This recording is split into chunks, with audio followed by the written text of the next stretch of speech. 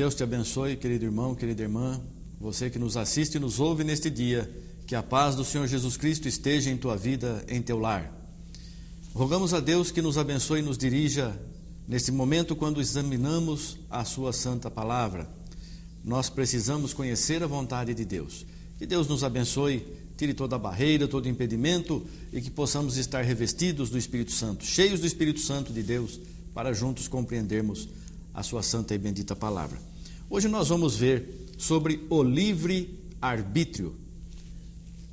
Arbítrio significa vontade, está à sua vontade, a livre vontade, o livre-arbítrio. Nós temos livre-arbítrio, eu posso fazer o que eu quiser, ou Deus já tem tudo preparado e mesmo que eu queira fazer alguma coisa, eu não consigo.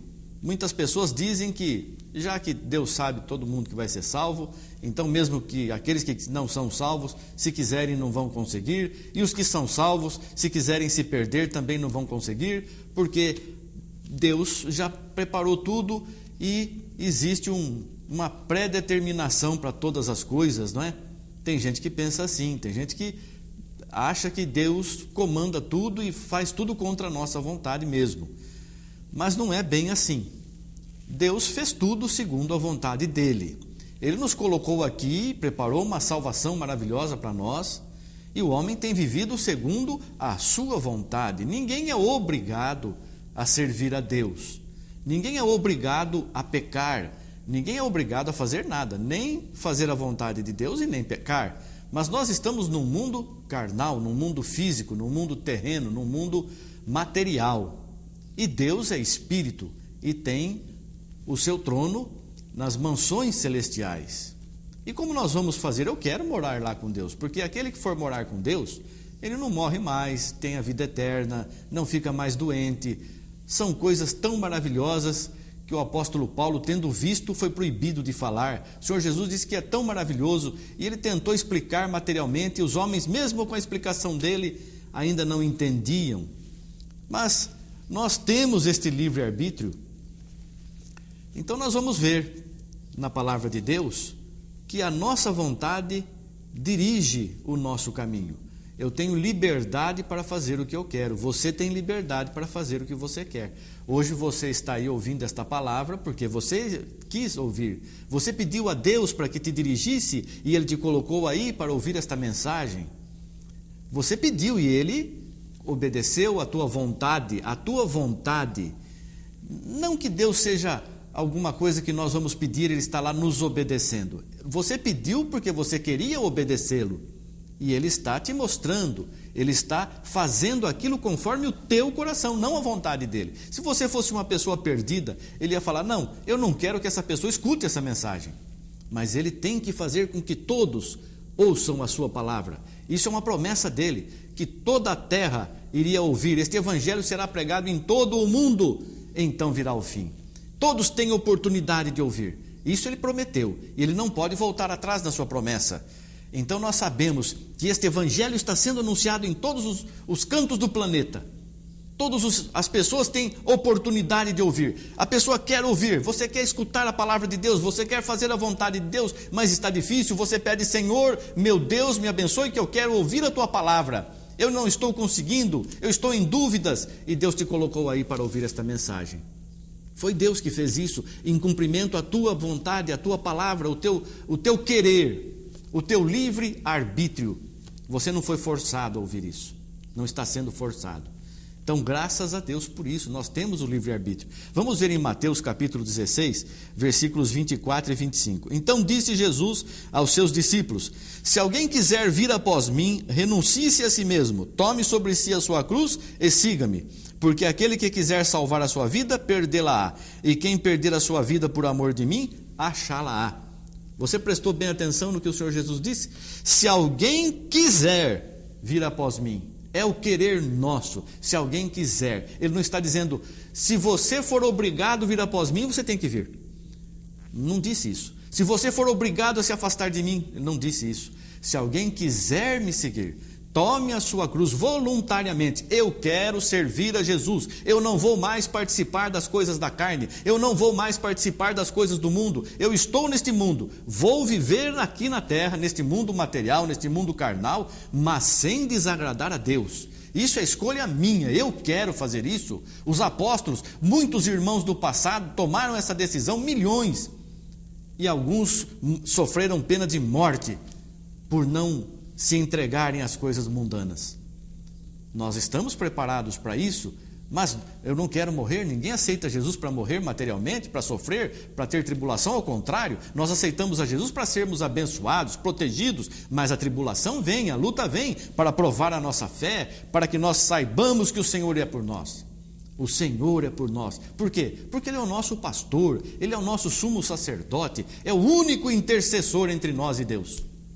E eu quero servir a Deus. Você quer servir a Deus. Então, se você quer servir, tome a sua cruz, tome a tua sentença de morte. Cruz é sentença de morte. Tome a tua sentença de morte e siga. Todo dia nós morremos um pouco na nossa vida material, mas vivemos e crescemos e nos preparamos na nossa vida espiritual. Graças a Deus que o Senhor tem nos dado o entendimento da sua santa e bendita palavra. Vamos ver em 2 Coríntios capítulo 5, versículo 10. Porque todos devemos comparecer ante o tribunal de Cristo, para que cada um receba, segundo o que tiver feito por meio do corpo, ou bem ou mal. Nós vamos comparecer perante o tribunal de Cristo. Todos hão de comparecer perante o tribunal de Cristo, para receber o que fez através do corpo, ou bem ou mal. Aqueles que não querem servir a Jesus, eu não quero, é porque não quer mesmo, porque está ouvindo a palavra. Tem visto o testemunho de muitas pessoas. Quantas igrejas existem hoje no Brasil, em todo o mundo? Quantas mensagens, quantos programas de televisão, mensagens através do rádio, por escrito, por e-mail, pelos meios de comunicação que existem, por todos os meios de comunicação, para cumprimento da palavra de Deus. Este evangelho será pregado em todo o mundo, então virá o fim. Nós estamos vendo que o evangelho está sendo anunciado em todos os lugares do mundo. Até nos países onde é proibido, onde não tem liberdade política, os dominadores, os ditadores impedem que as pessoas tenham uma mentalidade cristã, porque Cristo liberta, não liberta só a alma, o espírito, liberta o corpo também da escravidão. E Ele nos ensina a sermos fiéis às leis terrenas. Mas em Cristo nós somos livres. Nós aprendemos a servir a Deus, mas não desobedecer também às leis terrenas, aquelas que não entram em conflito com a palavra de Deus. Mas vamos ver ainda em 1 Coríntios capítulo 6, o versículo 10, diz assim: não erreis, nem os devassos, nem os idólatras, nem os adúlteros, nem os efeminados, nem os sodomitas, nem os ladrões, nem os avarentos, nem os bêbados, nem os maldizentes, nem os roubadores herdarão o reino de Deus. Você viu aqui? Estas coisas são praticadas materialmente pela carne, não são obras espirituais. São coisas que fogem das obras do Espírito de Deus. São coisas para a satisfação da carne, não para a satisfação do Espírito que está em nós. Não é? Diz aqui os devassos, as pessoas que só pensam em sexo, em prazeres carnais, prazeres terrenos, idólatras, que adoram e confiam em outras coisas, em pessoas, em deuses, mas não confiam no Deus verdadeiro, não confiam, não entregam seu caminho a Jesus Cristo, autor e consumador da nossa fé. Sodomitas, os ladrões, efeminados, avarentos, bêbados, maldizentes, roubadores e tantas outras coisas que são para a satisfação da carne. Estas pessoas não herdarão o reino de Deus. E se você tem praticado essas coisas, meu irmão, minha irmã, você que nos assiste e nos ouve neste dia, mude a sua vida, tenha uma conversão de procedimento, aceite a Jesus verdadeiramente e você receberá também a vida eterna. Mas isso é o nosso livre arbítrio. Eu faço o que eu quero. A pessoa não é obrigada a ser beberrão, a pessoa não é obrigada a ser maldizente, não é obrigada a ser idólatra, a ser efeminado. Dizem hoje que o homossexualismo, a pessoa nasce, tem um gene na cadeia de DNA da pessoa que a faz com que ela seja homossexual desde o nascimento. Isso é uma mentira, isso é uma opção da pessoa. não é uma doença. Se fosse doença, não haveria condenação. Deus não vai condenar um leproso à perdição eterna porque tem lepra. Não vai condenar uma pessoa que tem uma enfermidade aí, seja qual for a enfermidade, porque está enferma. O que nos separa de Deus, diz a palavra, são os nossos pecados. Vossos pecados fazem divisão entre vós e o vosso Deus. Quando Cristo estava na cruz, Ele clamou: Pai, por que me desamparaste? Por que Cristo clamou desta forma? Porque naquele momento Ele recebeu todos os pecados da humanidade, de todos os que o aceitavam naquele tempo e iriam aceitar ainda até o fim dos tempos. Ele recebeu todos os pecados, os nossos pecados foram jogados sobre o Senhor Jesus Cristo. Por isso, Ele é o nosso Salvador, Ele que pagou o preço da nossa salvação. Então, naquele momento, ficou somente a carne. Aquele Espírito Santo que ele havia recebido quando ele foi batizado por João no Rio Jordão, saiu da vida dele. Ficou somente ele, somente a carne. E ele clamou: Pai, por que me desamparaste? Porque o pecado faz divisão entre o homem e Deus. Não é a doença, não é a enfermidade. Então, homossexualismo, querido irmão, querida irmã, não é doença, é pecado. E é uma coisa que a pessoa faz porque ela quer. Assim como roubar, como mentir, como enganar, como prostituir. É uma coisa que a pessoa faz porque quer. Então você está sendo avisado, você está sendo instruído na palavra de Deus. Você tem conhecimento que você pode tomar uma decisão para o caminho que você quiser seguir. Mas eu estou tão preso nesta vida terrível de vícios e pecados. Mas se você aceitar a Jesus, Ele vem em teu socorro. E a palavra diz: operando eu, quem impedirá, diz o Senhor. Quem pode impedir a mão de Deus de operar? Se você aceitar Jesus de todo o teu coração, com toda a tua vontade, com todo o teu ser, eu quero servir a Deus, ninguém vai te segurar. O inimigo, Satanás, não terá poder sobre tua vida, nem enfermidade alguma, nem vício algum, nem maldade alguma impedirá você, querido irmão, querida irmã, de servir ao nosso Criador, ao nosso Redentor.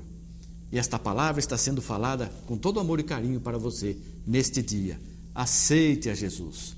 Você tem este livre arbítrio, você tem a livre vontade de fazer o que quiser. Quando você terminar de assistir esta mensagem, você vai sair, continuar a tua vida, você vai decidir o que você quiser fazer. Você vai visitar um amigo, você vai fazer alguma coisa boa ou alguma coisa ruim, é a tua vontade que está te comandando. Então, o dia que você disser: eu aceito a Jesus e eu quero servir a Jesus, Ele virá em teu socorro. E você ouvirá cada vez mais a palavra de Deus, que te fortalecerá, que te abençoará. E os anjos do Senhor Jesus estarão ao teu redor, porque a palavra diz que os anjos do Senhor acampam-se ao redor daqueles que os servem e os livram do mal. Nós temos a proteção do céu, nós temos a proteção de Deus. Então confia no Senhor, tu e tua casa, e serás salvo tu e tua casa. Atos capítulo 17, versículo 30, palavra 30 e 31, a palavra diz assim: mas Deus, não tendo em conta os tempos da ignorância, anuncia agora a todos os homens e em todo lugar que se arrependam, porquanto tem determinado um dia em que com justiça há de julgar o mundo por meio do varão que destinou, e disso deu certeza a todos, ressuscitando-o dos mortos. Você pode pensar assim, ou alguém pode dizer para você: você é tão pecador, você está numa vida, o que você está pensando? Você acha o quê? Que você vai ser melhor que todo mundo? Deixa disso, vai viver tua vida. Não entra nessa não, irmão, não entra nessa não, irmã. Isso é o inimigo querendo abater a tua fé.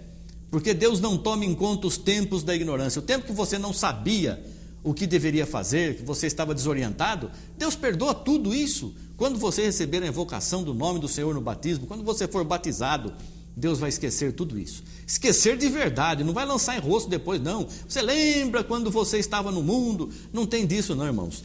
Deus esquece e deixa para trás todas essas coisas e nós nos tornamos um novo ser, uma nova criatura. Nascemos de novo, não da carne e do sangue, mas da água e do Espírito.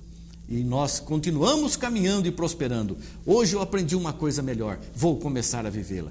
Depois eu aprendo outra coisa melhor, vou começar a viver também. E assim nós vamos caminhando para a perfeição, agradando a Jesus e aperfeiçoando o nosso ser e toda a igreja, será aperfeiçoada até atingir a estatura de varão perfeito, a estatura de Jesus Cristo, a estatura da fé de Jesus Cristo. Que Deus te abençoe, o Espírito Santo fale mais alto na tua vida, no teu coração, no teu ser, e você possa encontrar a salvação e a paz em Jesus Cristo. Que o teu livre-arbítrio, a tua livre vontade o encaminhe para a salvação, em nome de Jesus Cristo. Amém. Graças a Deus. Obrigado, Senhor. Amém. Amém.